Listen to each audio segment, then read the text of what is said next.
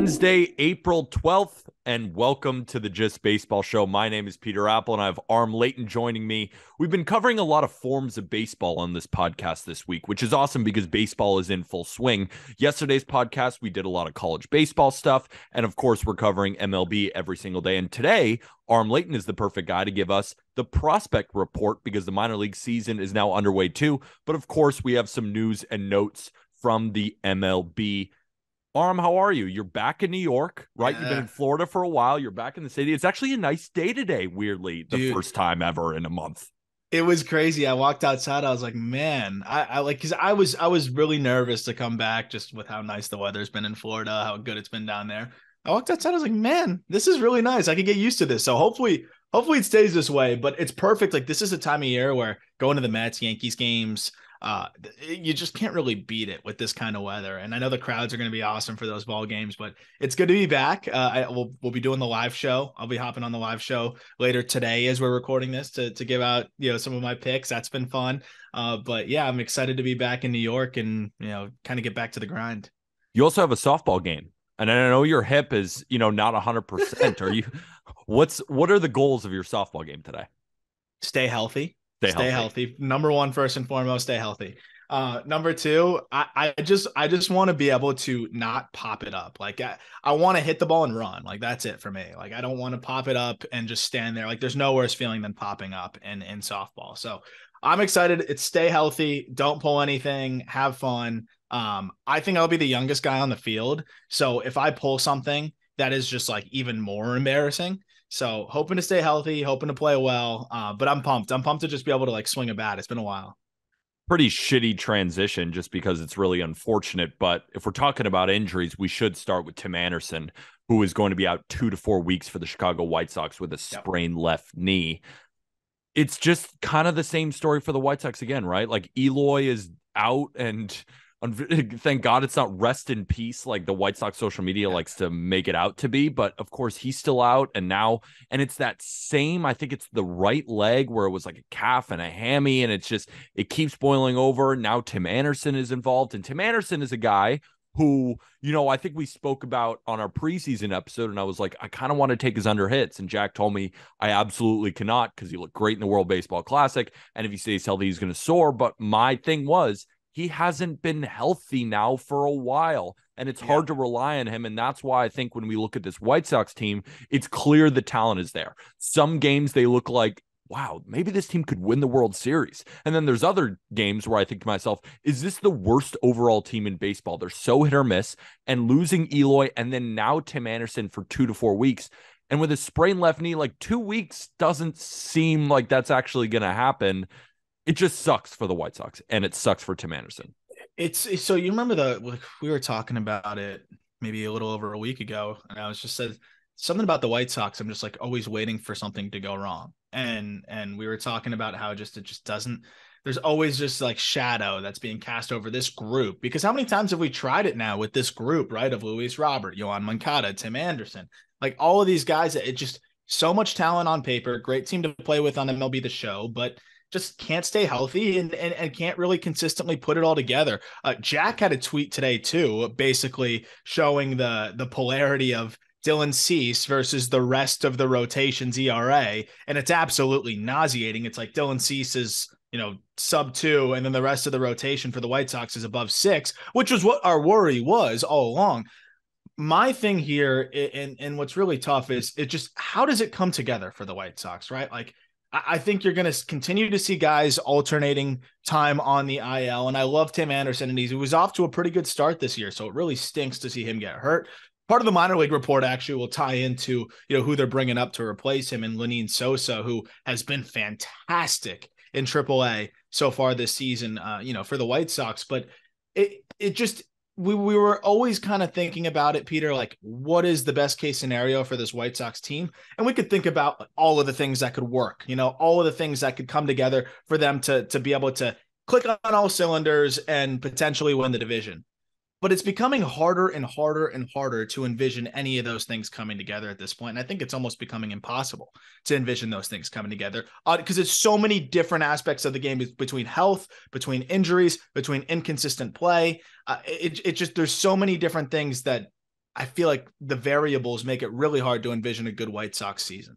And when you look at the rest of the American League, the competition is fantastic, right? The Yankees are playing pretty well right now, even though they just lost to the Guardians and they look like shit, but that's another conversation. But they're still a better team than the White Sox. The Rays don't lose. They just don't lose. They beat the Red Sox yesterday by a score of 1-0. The Orioles are even looking better. The Blue Jays offense just continues to destroy pitchers. The Twins, how about their own division? The Twins. I haven't even gotten to that. Or the American League West. Like the Twins are rolling right now. The Guardians are rolling. You know, the Angels have been off and on lately, but you can still tell the talent is there. They've just gone off to a little bit of a slow start. The Mariners, who we will talk about later in this episode, slow start, but you just see the potential there too. Then you have the Astros, and there's just so many good teams in the American League that I trust more than this White Sox team. So to your point, it's just hard to envision a team that's an 85-win team, and even 85 wins won't get you in the American League playoffs this year. No. So it's just tough going. And especially when you're without Eloy and then you're without Tim Anderson, what are we supposed to do? Right? Yeah. Like, what are we supposed to do? But if we're talking about other injuries,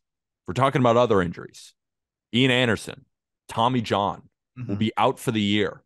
And we've seen the Braves, not experiment is the wrong word, just bring up their young guys and see who's sticking.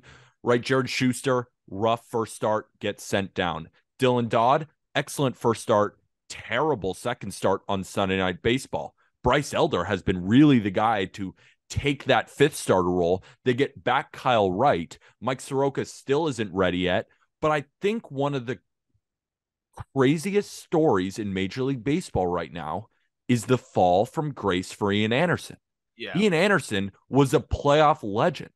Ian Anderson was a guy with a low threes ERA for the Braves who flashed an incredible changeup, a high spin fastball, and good secondaries off those two pitches. And now we look at last year.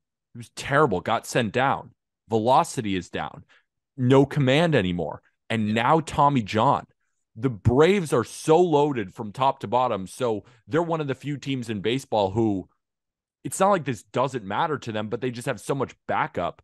But it's just such an incredible story how a guy can go from so fantastic, one of the best young pitchers in baseball, to being in the minor leagues and now Tommy John. It's just a complete fall from grace for Ian. Yeah, it sucks, man, because you mentioned like the dominance that we saw. I mean, this was a guy that in two times in the same series against the Dodgers was lights out, right? Like this was a guy that looked unhittable against some of the baseball's best lineups. I almost catch a silver lining in this though, because like we were struggling. You and I were talking about it for a while. Like what could this have possibly come from? And maybe this Tommy John surgery will somewhat explain some of the fall off stuff wise, command wise, just a little bit of everything. Like at least here we have a diagnosable issue. Like they don't just do Tommy John to do Tommy John. Obviously, his UCL is torn and he needs it replaced. Like hopefully that maybe explains what was going on and maybe some of the issues that he was having. But it really is shocking to see. And at least now we have a tangible issue that he can repair and then see how he comes back afterwards. At the very least, this is possibly an explanation for one of the more peculiar fall-offs that we've seen in recent memory, because it was just so quick, so dramatic, and, you know, without really much to point towards any reason why until now. So that's the one silver lining out of this. Wish him a speedy recovery. And obviously he's still really young, has a lot of time to work back, but it does impact the Braves' depth if you don't have Schuster and Dodd pitching the way that we thought they might after spring and some of the other injuries they've had. But in the Ian Anderson vacuum, I'm just happy in one sense that there might be an explanation for the fall off, because I'm sure he was searching and trying to understand what was going on, or maybe pitching and not feeling right for a while. So hopefully he comes back and looks more like the old Ian Anderson that, you know, caught us all by storm. But here's my question, and you might not even have an answer to this, because I definitely don't have an answer, and it's just a guess. How long is the leash? Right? Like, let's say, you know, it takes a full year for him to come back. We're sitting here on April 12th, 2024, and he struggles out of the gate. Like, what do the Braves do? Do they just, hey, you gave us so much value that season that we're kind of going to ride it until whatever happens? Or do the Braves think to themselves, we have so much depth? Like, they're in such a good and bad spot in that way where it's tough for Anderson because he sees all the competition above him. It's not like it's, for example, the Orioles, a team that lacks pitching depth, even in the minor leagues, and says, well, we have to give him every opportunity because we saw what he could be.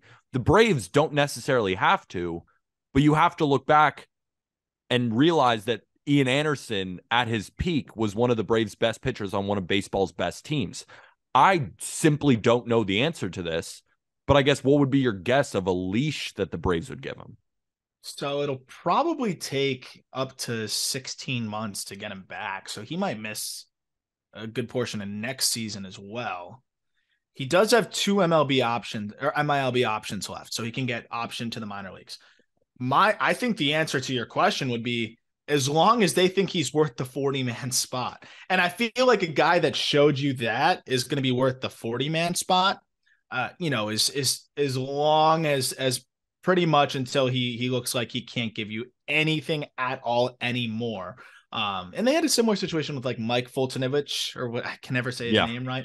But like they gave him a bunch of tries, and then it was like he was throwing 88 down the middle, and it was just like, okay, like no more Fulte. Like we're gonna let this go. Because I think he'll be a prime change of scenery candidate if he comes back and struggles again. They'll probably just move off. But I think you got to give him time to work back. Usually guys take a little bit of time to get the velo working back and kind of get everything rolling again. So they're going to give him the benefit of the doubt there. I think it's going to be a few more years really before they really, really sound the alarms. Unless a team comes by and says, we'll take a chance on him. I don't see that happening. So I think the leash is pretty long, which is really interesting. It's a really unique situation. I guess my point about this was to your point about Mike Fultonevich, as well as like a guy like Sean Newcomb, like these guys. And we even saw them with Dylan Dodd and Jared Schuster, like one bad start, you're back to the minor leagues. I just feel like the Braves, as horrible as it sounds, like don't have time for this. Right? Well, he's like, I don't know. And maybe you just set him to the minors though. Yeah. And I guess you just keep him there until he shows something. Yeah. I guess that might just be the answer. I guess I'm just kind of nervous for a guy who I really liked. And, I think we're all still rooting for, but that's the thing with the Braves. They get Kyle Wright back, which is huge. Max Fried is looking good in his progression. He should be back at least relatively soon. So the rotation right now is fine. It's just a really tough story. And to your point, peculiar is the perfect word to describe it because we don't see this often, especially with a young guy like this. I get it if Ian Anderson was 36 and he was just falling off a cliff, but this young, getting into the prime of his career off that just doesn't make any sense to me. And it's not just like he like lost the zone. It was also just getting crushed. Like it was just a culmination of things. So yeah, I'm hoping he comes back stronger and hopefully this gives him some answers. So let's talk about some teams that are really struggling right now. And I'll get to a DM that we got on our Instagram at Just Baseball Show.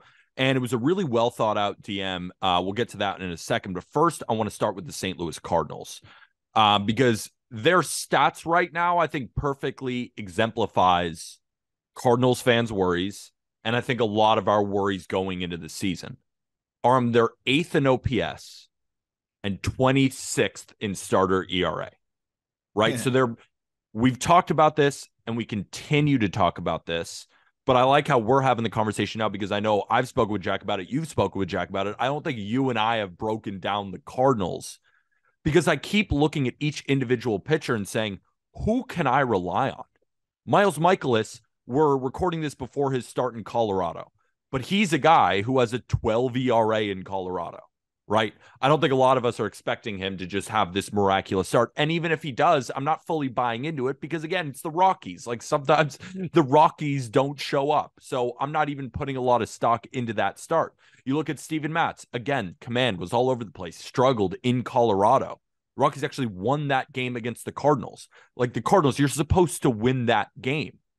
You keep going up and down the lineup. Like Jake Woodford showed that if his sinker is working, he can be consistent and keep the ball on the ground. But at the end of the day, the Brewers won that game, right? Like every single pitcher, J-Mont has looked pretty good, not like great. And if that's the one guy who you have to rely on, and then Wainwright's coming back off an injury at 40 years old. it's like, it's not that they have to make one trade. They have to make 3 because I can't rely on any of these starters. And then you get to the playoffs and you're facing these teams with 1, 2, even 3 aces. And I just don't see, unless the offense goes crazy, and sometimes it doesn't show up, like, how are they going to win games consistently? It didn't show up for them in the playoffs, and they got bounced quick last year, right? This is a weird situation because you don't want to, sound the alarms too early, but it's one of those things where we, like you said, we saw it coming, right? This was the concern going into the season was, how's the pitching going to look? So when it looks disastrous the first 2 times through the rotation, yeah, we should be worried. We also feel like they're not going to do anything. So that's the challenge. Jamon's probably the only guy so far that every 5th day I'm like, okay, you got a decent shot to win. Like, he's going to give you a good start. Flaherty's been living on the edge. He's only given up 2 earned runs in 2 starts, but he's walked 13 batters in 10 innings. That's insane. So you have a staff. Those are the only 2 guys with reasonable, earned run numbers through their first 2 starts. And then you mentioned all the other guys. Thank goodness they have 2 guys in the minor leagues who could probably come up at some point this year and get outs. And Gordon Graceffo, who is pretty boring as a right-handed pitching prospect, but really solid, and I think is a better option than Jake Woodford and maybe some of the other guys, depending on how they're looking. And then you also have Matthew Liberatore, who I actually think could be very solid for them with how he's looked, and we'll talk a little bit more about him in the minor league dive, but Libby's looked really good through 2 starts. Stuff is ticked up. Command looks great. So they might try that first. If that doesn't work, then I could see them making a move. But what we've talked about it, like, they have a ridiculous surplus of position player talent. And it seems like the more we watch a Jordan Walker, the more confident we are that this kid's not going to slow down. And he might just keep doing what he's doing all year long. Nolan Gorman looks fantastic. Like, let's make a trade here. So I think they're going to take their sweet time, but I do think that this rotation is not good enough, no matter what anybody does to hit their stride. Like, even if Matz or Michaelis gets settled in a little bit, I still don't feel good about it. I feel it's just as bad as we did before the season, if not worse. It's just that simple. I think that's the point. We were very worried about it, and now I feel even worse than my original worry. But to give the Cardinals some credit, the offense is real good, and it's on the backs of these young guys, right? Nolan Gorman, I'm looking at Nolan Gorman's stats right now, and, he is crushing baseballs, 615 slugging, 455 on base, 308 batting average, but he hits the ball hard every single at bat. Like, even his outs are loud. His swing looks much better. He used to kind of look like some big oaf at the plate with this long swing, but he's shortened that up. It's clear that he's made adjustments to his setup. His swing is so much smoother, and he's barreling everything. Alec Burleson is another guy with a slug over 600, an on base over 400, a batting average over 300. That's such a good young player, and he's so mature at the plate. Doesn't chase, just so sturdy there. He's even been hitting in the 2-hole because I think the Cardinals recognize that he has some special plate discipline and the ability to barrel up balls. And that's not even mentioning the reckoning of Jordan Walker. 10-game hitting streak. Dude's hitting 342. Another guy kind of similar to Gorman, where every out is loud. When he barrels a baseball and it goes to center field, sometimes it's caught, but it's hit 105 miles an hour. So it's funny, right? The worry for the Cardinals was the pitching, and it's gotten even worse. And then the best part of the Cardinals were these young guys coming up, and they've even exceeded expectations. It's just been a strange start to the Orioles. So they've exceeded and lowered expectations on both sides. And it's awesome. It's wild because offensively, like you mentioned, the guys that are performing, those were the guys that are somewhat role players on this team. Willson Contreras has been hurt. He has a 508 OPS through these first 9 games that he's played. Paul Goldschmidt's been falling. He took 103 off the knee. Yeah, and that's just like I was like, and I'm shocked he's back already. If that hit me, I'd be out for 4 years. Like, I would never walk again. Retire. Yeah. I'd retire. Tommy Edman sucks so far. Like, we know he's going to be better than a 235 slug. Yeah. That's a guy that's going to hit better. Arenado, even 770 OPS. That's below a lot of the other guys that you just mentioned. And Tyler O'Neill got benched and has not been hitting that well. So the guys that we expect to almost surely hit will hit better, and that'll offset when Nolan Gorman comes down to earth a little bit, and when maybe Jordan Walker comes down to earth slightly. Same with Burleson, maybe slightly. So this is one of the best, if not the best, lineups in baseball. And that's what's so frustrating about this team. So I'm interested to see what they do. And that's also not even mentioning Lars Nootbaar, who has not played all year. He's played one game and he got hurt. He's on the 10-day IL and he should be back soon. That's another guy who just adds a wrinkle to what they've got. So it's ridiculous the kind of bats they have. And I hope they make a move. I trust John Mozeliak, but like, did you learn anything from that quick exit last year in the postseason? If your bats stall out, you've got no shot. And it can't be that way. You need to be able to match them pitching wise. And then that's where you separate yourselves, is with the bats. So moving on to the next team. This was a really cool DM from Austin F.O. the Grill. Austin Fothergill. I apologize if I messed up your name. But Austin says, "What's up, Peter? I'm a diehard Mariners fan who watches the pod every day. And I got to tell you, I'm worried about this team. Now, look, I know it's still early and there's a lot of ball left to be played, but I truly think we are missing Mitch Haniger right now. That's what I felt like was so interesting. He was the longest tenured Mariners and the heart and soul of this squad.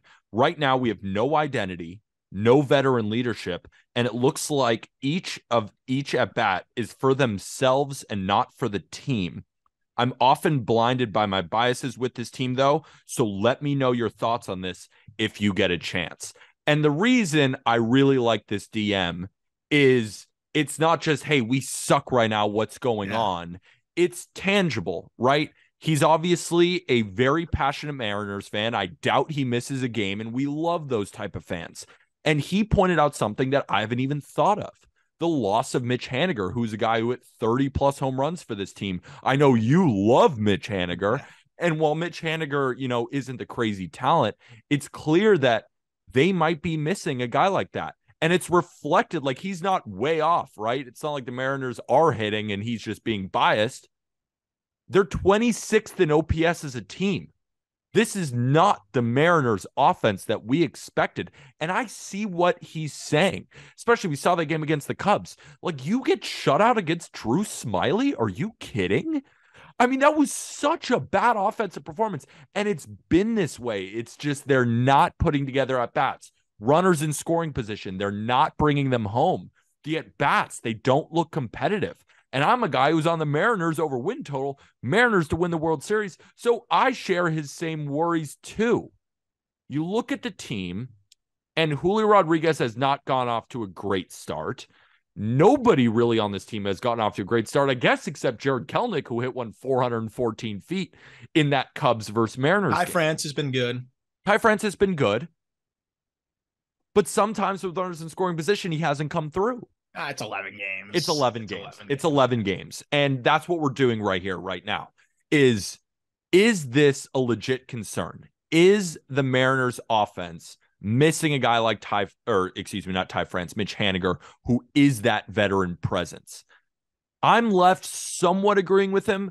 And then the other part of me says, man, it's so early. We got to let these guys play and we got to see what we got. Because we were never worried about the Mariners offense to begin with. They are a great offense, top to bottom. They just aren't hitting right now as a team. So that's my long-winded answer of I'm unsure. They're missing Mitch Haniger, because remember, Mitch Haniger hasn't even played yet this year. So that's the thing too. And that's part of the reason why they didn't keep him is I think they wanted someone that was going to be more available. It doesn't help that his replacement is hitting $190 in Teoscar Hernandez, but I think we're expecting Teoscar to pick that up offensively, new home, getting used to that. I think he'll be fine. But the thing with Haniger, sure, he's a good clubhouse guy. I know he is. But availability is the problem, right? He hasn't even played a game yet this year. So I feel like it's hard to say you're missing a guy that wouldn't even be in your lineup right now. My issue with this team is when you look at a lot of their left-handed bats, they're very streaky. I don't love JP Crawford as a hitter. That's the one guy, that's the one spot on this team where I think you could very easily upgrade it. Colton Wong is off to a slow start, so that doesn't help either. He's hitting 138. And then Jared Kelenic, he's off to a good start in terms of pounding mistakes, but that's a guy that's never really going to hit lefties. That leaves you susceptible there. And Cal Rowley's not really swinging it the way we were hoping to start the season. Switch hitter, but a little bit different there. And then Pollock, who's supposed to be that lefty masher, we'll see if he can kind of settle into that role. He does have a pair of home runs already, but I think they're kind of trying to find the right lineup here. There's still a lot of new faces. Jared Kelenick's starting to earn a little bit more of the keep in terms of the lion's share of at bats. And I wouldn't put too much stock into the slow start offensively. I think they'll find a way to mix and match, put the best lineup together, and go from there. But I could understand the case that they need one more bat here. I do think that there may be, one bat shy. Like, I don't want Cooper Hummel getting as many at bats as he's gotten, and that's been a problem too. Like, they could probably use one more DH masher type, but maybe that's just Pollock taking on more of that role. I do think the offense is a little bit light, though, in the grand scheme of things, if you look at it now. Yeah, I think it is too. And I think that was a great point that you made about the bench. Like, nobody on this bench is giving them any production. Like, I'm just going to go through the batting averages of Tom Murphy, Cooper Hummel, Tommy Listel, and Sam Haggerty. 063, 143, 111, 143. Like, you just can't win games if your replacement guys do absolutely nothing and are just holes in the lineup. And Eugenio Suarez is hitting 326, but he's slugging 394. That's just a complete opposite of what we're used to from Eugenio Suarez. He's hitting a bunch of singles, but the home runs just haven't come. And I said this earlier too, like, Mariners fans are going to start to see what Teoscar Hernandez is, because when Teoscar Hernandez isn't seeing the ball well, he's awful. And like the streaks will tell you that. Like, he's a guy who will, for 2 weeks, will hit 150. And then the next 2 weeks, when he starts to see the ball, he hits 450 with 10 home runs over 2 weeks. Yeah. He's one of the streakiest hitters in Major League Baseball. And I think the problem with this Mariners offense is, while Julio Rodriguez is having a good start to the season, he's the table setter, right? Yeah. When he gets on, they just start to roll. Ty France is such a good two-hitter. Like, they just roll like that. And when he's hitting 265, he's got like a mid-4s slugging. Like, it's solid, but he's not setting the table. Again, we assume that pitchers would adjust to a guy like Julio after an amazing season. He just has to get going. So I'm not very worried about the Mariners, but I thought the Mitch Haniger point was an interesting one and worth talking about. I do agree with it from the proponent that they could use one more right-handed masher in this lineup if they're not getting the consistent production from AJ Pollock. But I do think Pollock can contribute there. What's interesting to me is looking at the lineup and just kind of seeing it now. I don't know if there's a player more impactful, more important to his lineup than Julio Rodriguez. And to your point, 800 OPS is a fine way to start the season. But I think the Mariners need Julio Rodriguez to be an MVP caliber player as much as almost any other team. I think similar to Wander Franco with the Rays, like they need him to be a all-star at the very least. Like, these teams that kind of piece it together lineup wise with good role players and some guys here and there, they really need that superstar to show out. And I think Wander's that way with the Rays, though their offense has been clicking. And I think Julio is that way with the Mariners. They need him to be that dude, because otherwise, who's the next best hitter in this lineup? You're saying Teoscar, you're saying Ty France, you're saying Eugenio Suarez. Those are all good hitters, but it's a full notch below. If I ask you who the best hitter is on the Mariners, you don't have to think twice. You're saying Julio Rodriguez. If I ask you who the second best hitter is on the Mariners, you're pausing. Am I wrong? You're not wrong one bit. Yeah. You'd think it'd be Teoscar Hernandez because of what he's done over full seasons. But when he's in these slides, he's almost an auto out. That's why he's such a tough player to gauge, because he looks like Babe Ruth for 2 weeks. And then he looks like, with all due respect to Tom Murphy. Yeah. Right. It's so tough. And Mariners fans, like I'm saying, like, I've watched this guy now in my division for so long, and it's like, yes, Teoscar isn't hitting. We got a free out today. And then the next day he starts seeing the ball well, and it's like, holy shit, we're screwed, because he could win the game by himself. And it's this up and down with him. And Ty France, is a solid hitter, but he's not like that impact. He's not a game changer. Exactly. He's not a game changer. Like, they have one game changer in Suarez is similarly like up and down. You have a lot of streakiness. And then JP Crawford, when he's locked in, he looks like a solid bat. But when he's struggling, it's ground out every single time. It's 6-3 every single time. So you have a lot of streakiness. You have, one guy that's really that star impact. So it's going to be interesting to see how they piece it all together here. Still an extremely talented team. The pitching staff and the bullpen is why we think they're going to still cruise this season. But it is going to be interesting to see how they kind of circumvent some of that offensive, some of the offensive questions. But I think most of these guys are going to get going. And like Colton Wong has proven to us that he can at least be a league average bat. He's not going to be 4 for 29, over and over again. They've also had a decently challenging schedule, right? They're going up against the Guardians, who don't have the best starting pitching in the world, but they have very solid starting pitching and then one of the best bullpens in all of Major League Baseball. That's going to hurt. But I was just really shocked to see the bats just completely slow in that series in the first game, at least against a guy like Drew Smyly, who I was expecting, all right, the Mariners are about to unload today because they're so due. And Drew Smyly is a perfect pitcher to get right against. But to your point about the rotation and the bullpen, I mean, 6th in ERA for relief pitchers, 4th in starter ERA. They're going to pitch, and that's going to win you games. They've gotten off to a bit of a shaky start, but I think you and I are still confident that they're going to turn the shift. And when those streaks happen, they're almost going to be unbeatable, right? Yeah. Like if Teoscar and Suarez are heating up and so is Julio at the same time and they're pitching like this, that's what my vision was for their World Series. If those guys are standing on their head, this is such a tough team to beat because if they score 5, it's almost impossible to score 6 against this team. And again, we talked about Kelenic as the big X factor. I think he's going to continue to be for them. And again, you're going to expect Teoscar and the other guys to get going, especially Cal Raleigh too. I still really expect him to get going. So this offense will be more than fine, but I am interested to see what they do at the deadline because they could use maybe one more bat. We know they're not going to make a move for any pitching or anything like that. They don't really need to. So it'll be fun to see, what they do to try to upgrade this lineup. Because up the middle for the caliber of team that they are overall, Wong and Crawford up the middle. When we talk about teams that make the playoffs, we're assuming the Mariners are going to cruise to the playoffs. I still think they will. That's got to be the worst middle infield in the playoffs. Assuming the playoff picture is what we think it's going to be. Unless the Yankees put IKF at short, which they aren't. But I get your point too. And overall, I think the Mariners are struggling to start the year, but everything is going to be okay. Yes.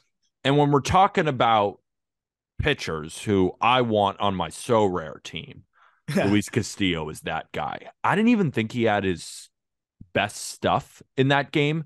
His sinker looked good, but his, command wasn't all the way there, and he was around 94 miles an hour, which we normally see much better from Luis Castillo, and he still held it down. He is such an ace, and I want to pick him every week on my so rare team. How's your so rare team doing? Yeah, so I actually had a pretty solid week overall. So I get the reward for finishing in the top. There's 17,000 people that competed in the minors competition. I finished 1,570th. So by finish, they're not bad at all, right? I'll take it. So finishing in that range, each different band, you get different rewards. So I was able to get that Francisco Lindor last week, plugged him into my common lineup, and had an even better lineup kind of rolling into this week. So we'll see how they do.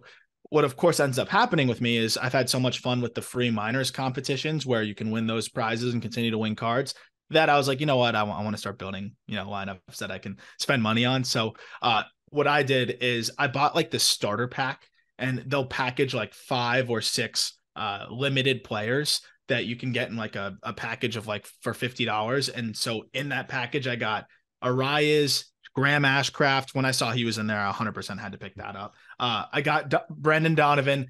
Forced in there was Alex Verdugo. Wasn't thrilled about that, but it is what it is. And then Yandy Diaz as well, and Kendall Graveman. So that kind of was a way to jumpstart my team. And then I went and did some auctions and bid for some players.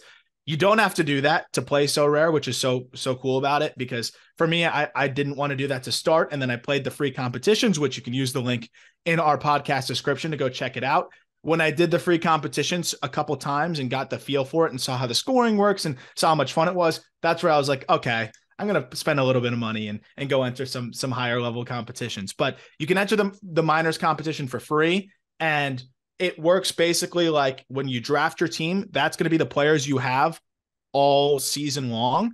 But you're going to continue to accumulate cards because every single time you enter a competition, you get a free card reward. So then you'll start to have more decisions to make for your lineup. So I ask you, Peter, you're building a team now because some people built it first day of the season. Now you have a little bit of an advantage because you have 10 games or so to work with. Who would be some guys that you would absolutely take now? And of course, the budget matters too, but put that aside for a second, because like, who are the must select players based on what you've seen, maybe from the high end and the low end, like that you're really sold on what they've done? For me, it's Graham Ashcraft. Like, the fact that you can pick him up still for a discount when you have your 120-point budget, no brainer. I'm picking him up. But is there anyone that you think like you're buying what they're selling so far this year with their start? So it's funny, Jack and I on the last episode, we did I did 5 pitchers I really like right now. Like guys who are off to good starts who I believe in what they're doing. You know, there's one thing to get off to a good start. There's another thing to make tangible changes and look much better. Maybe the velocity is up, maybe there's a new pitch involved, all that kind of stuff. And a way to look at these pitchers is there's a new pitch modeling statistic on Fangraphs, a guy who I really respect. His name is Eno Saris, one of the best in the business, in my opinion. He came up with the stat called Pitching Plus. It's a combination of Stuff Plus and Location Plus. Obviously, it's early, but something like Stuff Plus is very tangible, right? They compare your stuff, how it moves, spin rates, velocity, all that kind of stuff to the rest of the league. So instead of looking at a guy, oh, he throws 97, how is that 97 working? Right? So this is straight up a plug. Go to Fangraphs, the website, go to pitch modeling, and you can look at how guys' stuff has progressed. A guy like Graham Ashcraft, right? Really struggled against right-handed bats last year, was terrible against them, right? That was his downfall. The stuff is much better, shoved against a Braves team with so many right-handed bats. And you look at the Stuff Plus, jumped. Couple other guys I've been noticing, and the main guy that I'm so excited for is Dustin May. I think Dustin May, who ranks up really high in Stuff Plus, is just phenomenal. Jeffrey Springs, Drew Rasmussen. Springs, I'm seeing popular on So Rare right now. That's a lot. A lot of the winning lineups have Jeffrey Springs rolling right now. Those 3 guys are must adds in my So Rare lineup because it seems like every single game they're at least going to give you excellent stuff, which should translate to more strikeouts. And if you have really good stuff, it's just hard to hit. Like, I remember sometimes, like with Dustin May, right? He's really a lot of sinker slider kind of guy, but now he just started throwing this 100-mile-an-hour 4-seam, which he should throw more. It's like, why are you, nibbling around the zone when you have incredible stuff? Like, that's ticked up. So those 3 are the guys who I think are must-haves on So Rare. And you can play fantasy baseball with us by clicking the link in the episode description. Yeah. Free. You play fantasy baseball with us all year long. No brainer. People have been sending me their lineups. It's been really, really fun. So when you build your team, DM me your lineup and we can talk some shop on it. There was a couple really funny lineups. So we were going back and forth, just like people firing from the hip, because it's all about value too, right? You have 120 points. The best players are going to be more expensive. The 20 points for an Ohtani, but then, somebody that might be a little bit more underrated is 5-6 points. You're still in that early part of the season where the values haven't quite been adjusted yet with some of those players that are, on the verge of breaking out. So look and scoop up some guys. We talked about like Gleyber Torres. That's a guy that's going to be a little bit cheaper than you might think. Like, if you're sold on that offensive onslaught, go pick him now. That link again is in our podcast description, and feel free to DM me your lineups because I'm going to be entering the minors competition.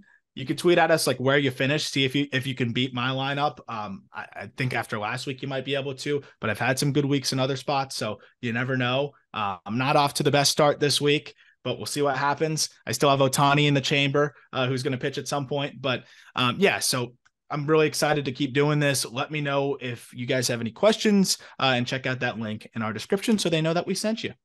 I'm really excited for this next part of the podcast because I get to be the John Stockton to the Karl Malone and just throw up alley-oops, and hopefully you're going to dunk it. And when I say hopefully, you will. This is the Prospect Report, hosted by Arm Layton, and I just get to play point guard. So, a lot of different prospects, right? And the Call Up, phenomenal podcast that you host. Jack comes on a ton, and you guys really break down the minor leagues in more detail. But on the subject of we're talking about all types of baseball, whether that be minor leagues, college, and the MLB. You already mentioned the Cardinals pitchers. We're going to talk about Joe Adell, and I'm sure you have a couple other prospects that have come to mind who are off to really hot starts that maybe won't help the team this year. Maybe some will, but just guys to watch out for in the minor leagues. Some teams just to get excited about a lot of these young players. So let's just start with the Cardinals, right? We already kind of talked about Graceffo and Libby, but what's been the main point that you're thinking to yourself, these two guys like can help right now, which I think Cardinals fans are dying for? Yeah, it's funny because Graceffo is just strike thrower. He's pretty stock, which I hate saying, but he's a pretty stock right-hander. But meaning that like there's nothing crazy about him, but throw strikes mixes it up, and I think he can get out. Liberatore is looking like a different arm. He looks. Remember, he's 23. We talk about prospect fatigue.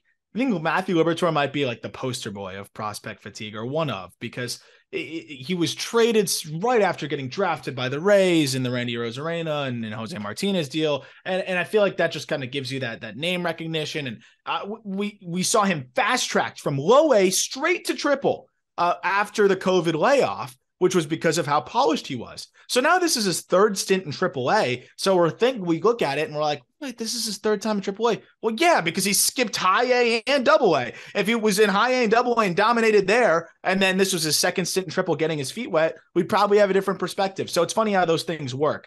I was a guy that was pretty concerned about Libby. Like, the curveball was a little too loopy. The fastball got pummeled. So what did he do? Well, one, his fastball's ticked up more than a mile per hour. He's up to 97, 98 now, which he never was. And the shape is way better. It has more ride to it, more induced vertical break. And now the curveball that was once loopy at 72 is now 75, 76. And with the kind of break that he has on that curveball, that makes a huge difference, especially tunneling off the fastball. Now he has a slider he's commanding better and a changeup he's commanding better. This is a legit lefty with a 4-pitch mix that has his stuff tick up. I'm buying it. And you look at the starts, he's been lights out. Libby is going to throw meaningful games for the Cardinals this year. I really do believe it. And I think he's going to earn his promotion pretty soon for the Cards. So I'm just going to keep asking you prospect questions that I have. And then, of course, I want, any ones that you see that you just want to talk about that I haven't seen. The first one, and you mentioned this to me before we pre-record, something that you really wanted to talk about, is Jo Adell, right? Yeah. I mean, talk about prospect fatigue. A guy who's been up and down from the big leagues, but that's is still prospect. That's young. Prospect exhaustion. Exhaustion is the perfect word to describe it. Like a guy who, it's clear the talent is crazy, right? Tons of speed, can play the outfield, power, bat to ball, but just has not translated into major league success yet. But could he be a guy this year that the Angels rely on? What have you seen in the minors? I don't know if I've ever seen a stretch like this in the minors. It's absurd. And I'm afraid, like, I really don't want to slap him with the quadruple A, label at 24 years old in 3 days. So through this stretch that is 24, it's still like Adley's 25. It's like we got to give these guys turned 24. He is homered in 1, 2, 3, 4, 5, 6 straight games and hit 2 homers in the 6th game. So he has 7 homers in 6 games in AAA. Hitter-friendly environment, sure. But dude, that's insane. The problem is then he goes up to the big leagues and struggles, and he goes back to triple and mashes. The one thing that's different, though, is I don't think we've ever seen Adell do this in triple, right? Because you look at what he did in last year when he was in AAA. 13 home runs in 40 games. He hit 240. When you look at what he did in AAA in 2021, 23 home runs in 73 games. That's a little bit more on par with the freakish stuff we're seeing right now. So I feel like he's got to get one more shot with the big league club, but I wanted to kick it to you in this conversation. I'm seeing a guy that looks more confident, that is going to find enough of a stroke to hit mistakes. I don't think he's ever going to hit enough, but if he can improve the approach, he's been walking a ton in triple and run into mistakes, he can be a good mistake hitter who's athletic and hits plenty of home runs. My question is, what do the Angels do with Jo Adell? Is he a trade chip? Do you bring him up to the big leagues? Like, do they really need him that much? This lineup is a lot more fortified. Hunter Renfroe offers a lot more than, anything they had last year. Like, what do they do at this point with him? Because if you bring him back up to the big leagues and he sucks again, that hurts his value. Do you leave him in AAA, let him just put up video game numbers and hope a team takes a chance on him? Like, what do you do with Jo Adell right now? Because the Angels are in such an interesting spot, right? Because they're the one team in the world with an all-world DH, right? They have that man behind me who you see on the canvas, Shohei Ohtani. So it's not like, oh, Hunter Renfroe, maybe he's not that great of a defender. Let's DH. When are you going to DH him? When Shohei's on the mound? So Joe Adell would play once a week. I mean, that's just not enough. You need him to keep progressing.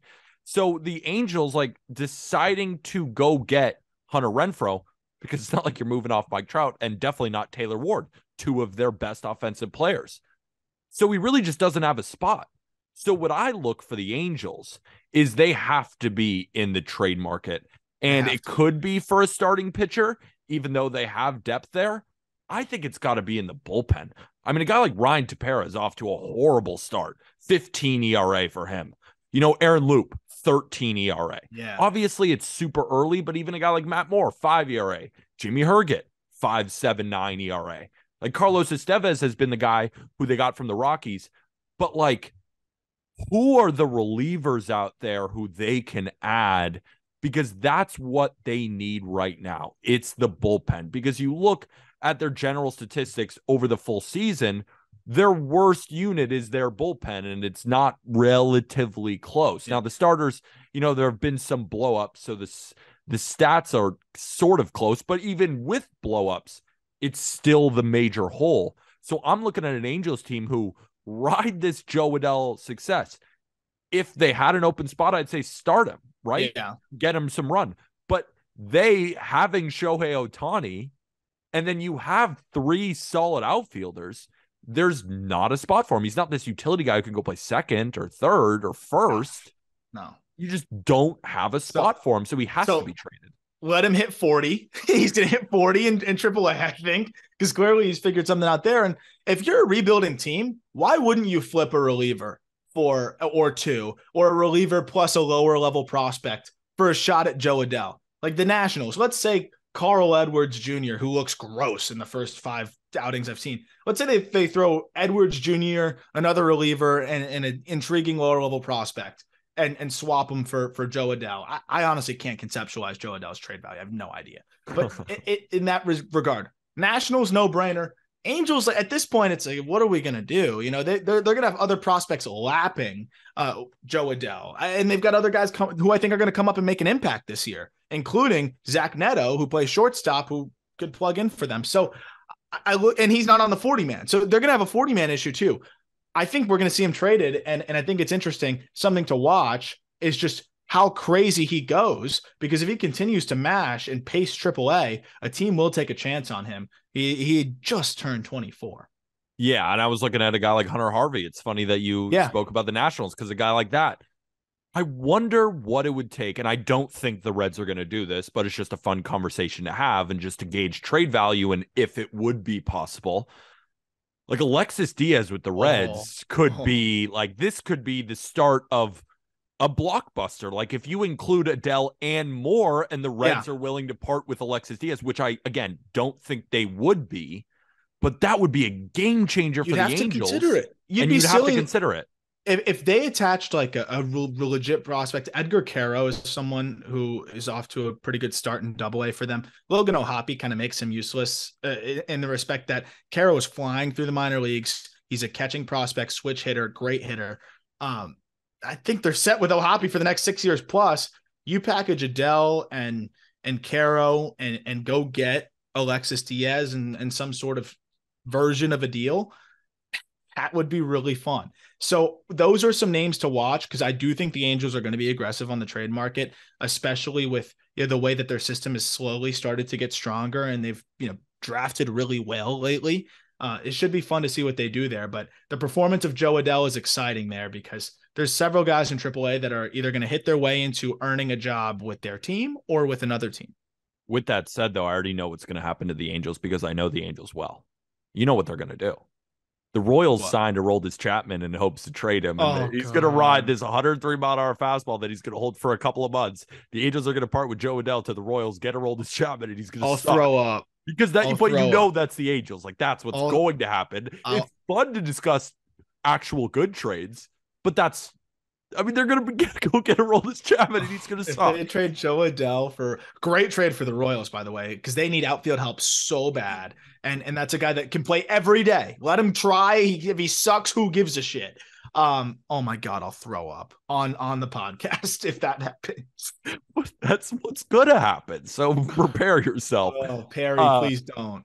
Next prospect, and this is just like, I have a lot of friends that are Mets fans, and they're just like, when is Ronnie Mauricio coming up? And it's like he is crushing it in the minor Yeah, leagues right now. He had an incredible spring training, and it's at this point, it's not like Ronnie Mauricio is that 19-year-old at the complex or anything like that. He's 23, right? Of course they have Beatty, but he's injured. There's not really a spot for Vientos right now. Of course, there's not a spot for Ronnie Mauricio because he's a shortstop, and you have an all-world shortstop in Francisco Lindor. But I guess just for those Mets fans who are calling for Ronnie Mauricio after a great spring and then a great start to the minor league season, like, what should they be expecting right now? I mean, dude, he looks different. He looks Right? different. It is worth noting he looks different. For reference, just even the walk department, he's walking way more. He's swinging it better. The problem is, where are you going to play him? He's stretched a little thin at short. You could play him maybe at third with a big arm, but I'd rather play Brett Beatty. Talk about a trade chip. Here's another one. Ride the hot hand. Sure, it might suck if talk about prospect fatigue as well. He just turned 22. Or 22, feels yeah. like it feels like he's 48. Yeah.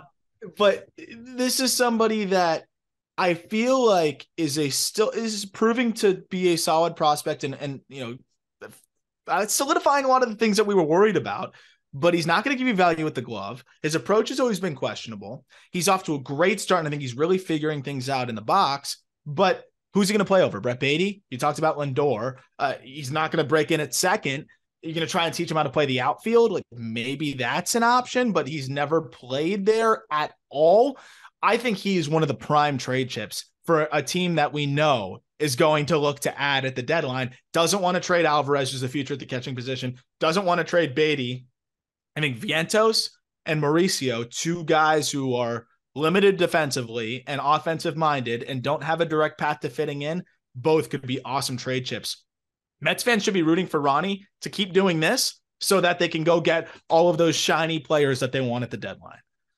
My another thing too is our man behind the scenes, producer Cohen, Will.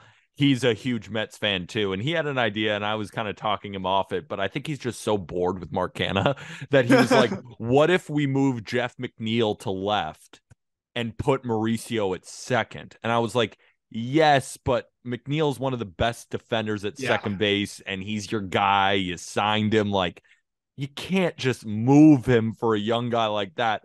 But I was wondering, and of course, for my guy Cohen's sake, who is the producer of the Twitch stream and just doing a phenomenal job, I wanted to answer that question for him in particular.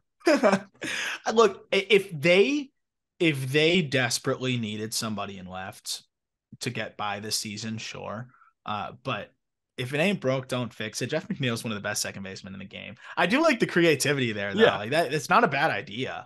But Ronnie's never played a game at second base. Yeah, so I could see that being Mets fans will rip their hair out when Jeff McNeil drops a fly ball in left and then makes a throw into second that short hops Ronnie, who can't block it. And now we got a guy get like on a little league home run. Like, don't mess with that. But that's why I think he's a trade chip. If you got to do that kind of shit to find a way to get him in the lineup, it's probably going to be hard to get him in the lineup this year. Talking about trade chips, Oswald Peraza for the New York Yankees is doing really well in the minor leagues. Like, he's just too good for AAA at this point. And at the same time, Anthony Volpe is off to one of the worst starts of any young rookie in Major League Baseball right now. Maybe the worst start, right? He's great defensively and he's stealing bags when he gets on base, but he gets on base once every couple of games. And you see the talent. And I know that playing shortstop in Yankee Stadium is a guy that young and also a guy who historically, even in the minor leagues, goes off to really slow starts. He did in his first year, he did in his second year, and now in the big leagues, shocker, he's off to a slow start. He just needs more run.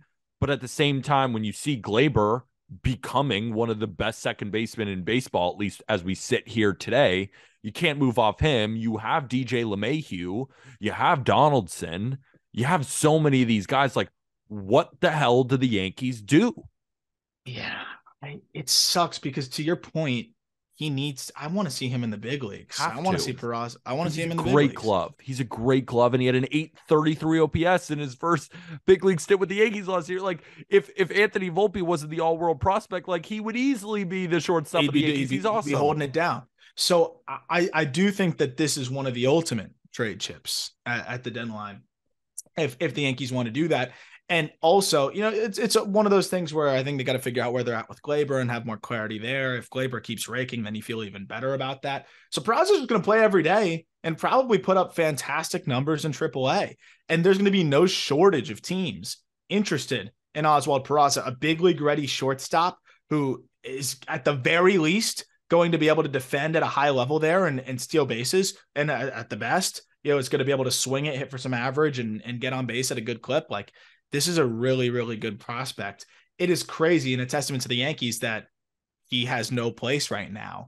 And I am interested to see what they do. They do have a ton of other shortstop prospects, not as exciting, but when you got Trey Sweeney, you've got, even a Roderick Arias coming up through the pipeline. Like, they have some depth up the middle that makes me think, okay, maybe they're okay with moving Peraza with some of the guys that they have coming up. That might be one of the best options on the trade market this year, because it would be crazy for the Yankees to say, no, we're not moving Peraza, given how blocked he is.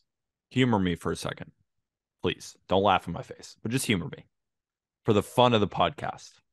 Oswald Peraza, Austin Wells, Will Warren, and Randy Vasquez for Sandy. I knew you were going to say that. He sucks. Sandy sucks. He's a bad pitcher. That's an overpay. That's a drastic overpay. So she said Peraza. Just consider it for a second. Let it sit in your loins for a second and just be like, in a crazy world, could you see it? Is that like a level of package that would be needed for a guy like Sandy?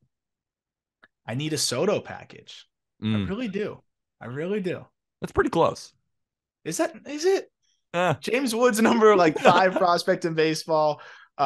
Mackenzie Gore, Robert Hassel's a top 50 guy. You want me to give you a Soto package for a guy with a 5.79 ERA right now?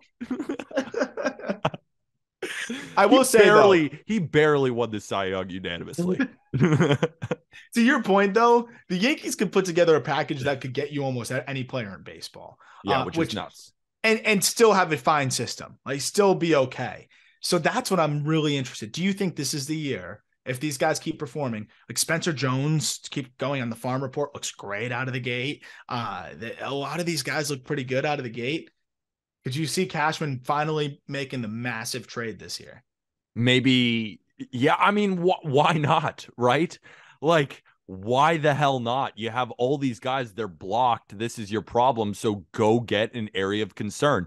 Now, it might not be Sandy. It could not even be Oswald Peraza, but Corbin Burns could be one of them, but another guy with a 5 ERA. I don't want these guys. Like, pitch better. And then that package could work for Burns given his years of control. Because that's the only thing for me with Sandy is just the years. Yeah. With Burns only having 2, you offer that for Burns. If the Brewers they're performing too well right now, obviously, but if the Brewers fell off, they'd be crazy not to consider that. Warren to keep on the minor league report looks fantastic as well. I mean, that's another one that, and you look at the Brewers system. I don't love their pitching prospects. Most of their notable guys are way down there. That could be a really, really interesting deal. I want Brandon Woodruff. I love him. Big and burly and so good. All right. Any other prospects you want to touch on before we say goodbye? Any other prospects? Yeah, a couple just heat sheet guys to monitor. Tucupita Marcano should be getting called up right now. I don't know why he's not, other than what maybe the Pirates just wanting to let him ride the hot hand. He's already on the 40-man. He's 14 for 28 to start the season with 7 doubles, a triple, and a homer. That's pretty good. He can play all over. Yeah, it's pretty damn good for our own Jack McMullen's Indianapolis Indians over there. He didn't get the call up even when O'Neill got hurt. O'Neill Cruz got hurt. So to me, it tells me, hey, they don't want to disrupt something that's clicking right now. But that's a name to watch that could get called up. Fantasy team kind of discussion, something to look there. Buddy Kennedy is a very underrated name. 24 years old. He went to the same high school as Mike Trout, Millville Senior High School. But just random fun fact, Buddy Kennedy went nuts for stretches last year in AAA, is off to an insane start this year in AAA for the Arizona Diamondbacks. If anybody goes down, that could be someone that comes up and makes an impact. He played 30 games with the big league club last year. But on the pitching side, nothing too crazy yet. Connor Phillips of the Reds was up to 98, 99, looked disgusting, as did Andrew Abbott of the Reds. The Reds pitching prospects are off to crazy starts this year, and that's something to watch because all their stuff has ticked up and all of them look really good. So that's another area to watch in the minor leagues right now too. And then last one, Vaughn Grissom, sitting near 400 through his 8 games. He's hitting for power. The defense looks fine. Like, I'm wondering, RC has been good, but at what point does Vaughn Grissom come back up? Because he's been really good so far in AAA. And that'll do it for this episode of the Just Baseball Show, sponsored by BetMGM. If you want to wager on any MLB games this year, all new users, if you wager $10 on any MLB money line, you will get $200 once that bet is settled. Bet with the king of sportsbooks. That's Anything with else, the code JB200. JB200, which you can find in the episode description. Come play fantasy baseball with us on So Rare.